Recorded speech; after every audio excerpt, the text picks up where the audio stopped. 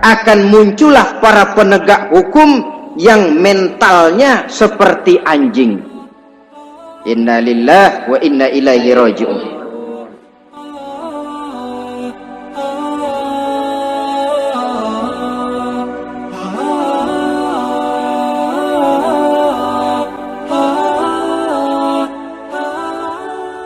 Kita teringat kepada satu hadis di mana Rasulullah sallallahu alaihi wasallam pernah bersabda, "Ya'ti 'alan nasi zamanun ru'asa'uhum kal asad wa wuzara'uhum kaz-zi'ab wa qudatuhum kal kilab wa katsirun nasi yawma idzin kal aghnam."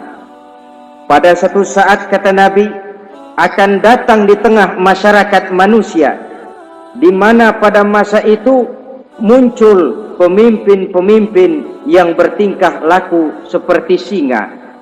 Ru'asa'uhum kal asad. Pemimpin-pemimpin mereka bertingkah laku seperti singa. Saudara kenal singa? Saudara boleh periksa. Di mana ada hutan, singa selalu menjadi raja. Padahal hutan belum pernah bikin pemilihan umum. Tapi yang namanya singa tidak pernah peduli. Ada pemilihan umum atau tidak, raja hutan tetap singa. Kenapa? Karena singa menjadi raja di hutan bukan berdasarkan kebenaran, tapi karena kekuatan. Karena kuat, maka dia naik jadi raja. Soal benar atau tidak, soal lain. Maka sebagai akibatnya, setelah si singa ini naik menjadi raja hutan, dia bukan melindungi rakyatnya, malah makanin rakyatnya. Coba saudara lihat di hutan, kambing rakyat hutan dimakan oleh singa, ayam rakyat hutan dimakan oleh singa, sapi rakyat hutan dimakan oleh singa. Inilah akibatnya karena singa naik berdasarkan kekuatan. Setelah naik bukan melindungi rakyatnya, malah makanin rakyatnya.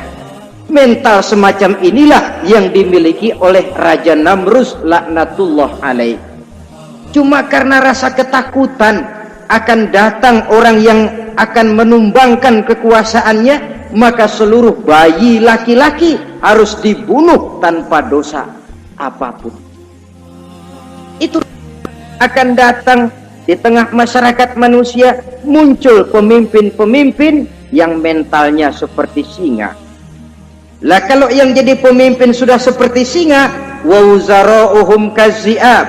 Yang jadi wazir, yang jadi menteri, kata Nabi, lagunya seperti serigala. Nyetel ini. Kalau sudah pemimpin seperti singa, yang jadi menteri seperti serigala. Apa serigala itu? Saudara tahu dalam dongeng anak-anak, serigala itu kan binatang yang paling licik. Untuk terang-terangan dia tidak berani karena tidak punya kekuatan seperti sang singa. Maka dia pakai ilmu kelicikannya. Serigala itu kalau ingin makan daging ayam, pakai bulu ayam. Kalau kepengen makan daging kambing, pakai bulu kambing. Pendeknya, serigala binatang yang menghalalkan segala macam cara asal tujuan tercapai. Itulah serigala, lambang dari sifat kelicikan. Lempar batu, sembunyi tangan.